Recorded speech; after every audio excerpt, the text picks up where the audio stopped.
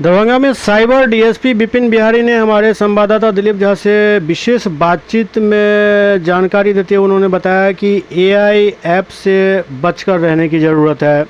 कहीं से भी बिजली, पानी या अन्य किसी भी कनेक्शन के लिए यदि आपसे ओटीपी मांगा जाता है तो बिल्कुल भी ना दें, क्योंकि आपके साथ साइबर ठगी हो सकती है और आप साइबर पर ठगी के शिकार हो सकते हैं।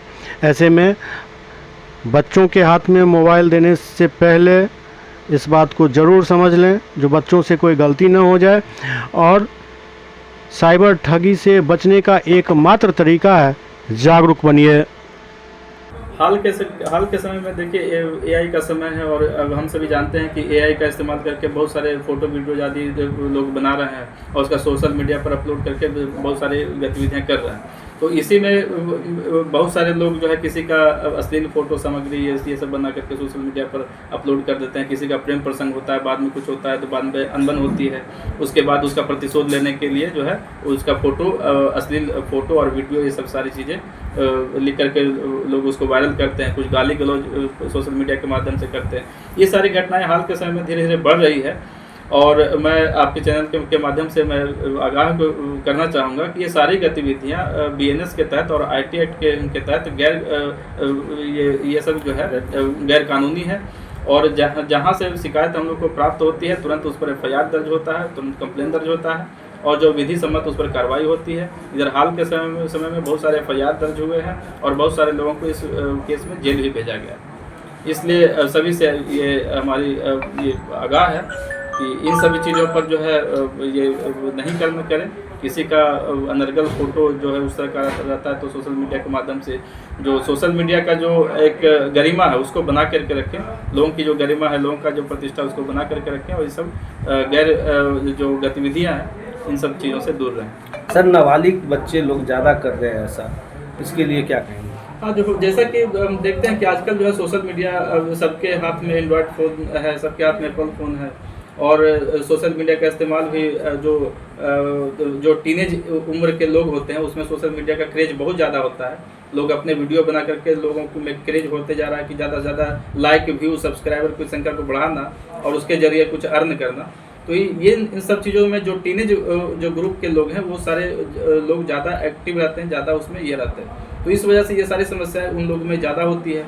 साथ ही उनमें समझ की भी कमी होती है, जल्दी आक्रोशित हो जाते हैं। इस वजह से अगर उनका कोई प्रेम प्रसंग ही रहता है तो उसी का बाद में कुछ होता है, बाद में कुछ खटपट होती है, कुछ अनबन होता है तो फोटो जो है बिना आगे क्या होगा बिना उसको सोचे हुए, बिना भविष्य का सोचे हुए वो तुरंत जो है फोटो उसका अपलोड कर देंगे, कुछ गलत से गालियाँ लिख देंगे। ये सारी चीज़ें जो वो करते हैं वो समझ की कमी के चलते होती है।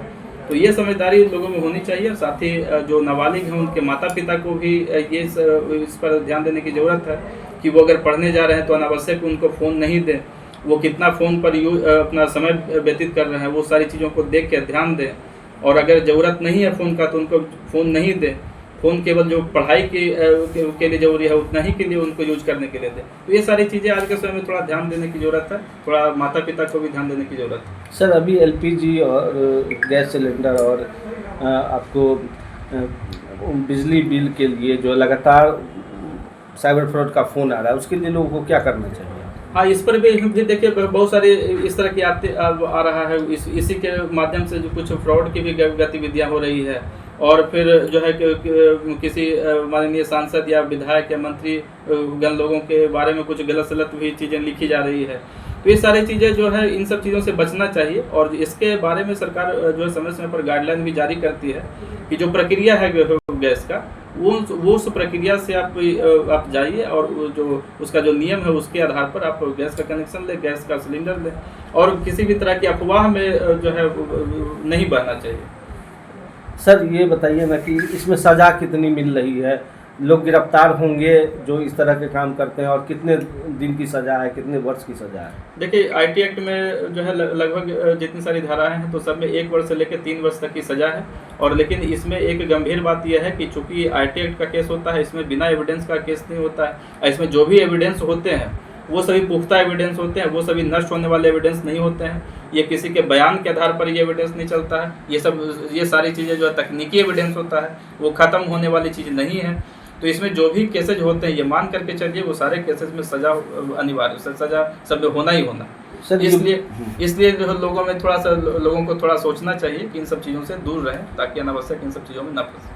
सर युवाओं के करियर भी खराब होगा इससे क्या? हाँ बिल्कुल, अगर उन पर FIR दर्ज होता है, हमने तो कहा कि चूंकि ये IT एक्ट का केस है, इसमें एविडेंस सारे तकनीकी हैं, तो ये एविडेंस अगर कोर्ट में साबित होता है तो बिल्कुल जो है उनके करियर पर असर करेगा। ना तो वे सरकारी नौकरी कर सकते हैं, ना ही कोई प्राइवेट जॉब कर सकते हैं, क्योंकि प्राइवेट जॉब में भी उनका करियर जो कैरेक्टर सर्टिफिकेट होता है वो मांगा जाता है। तो ये सारी चीज़ अगर होती है तो आगे आने वाले समय में उनके करियर पर असर बिल्कुल पड़ेगा।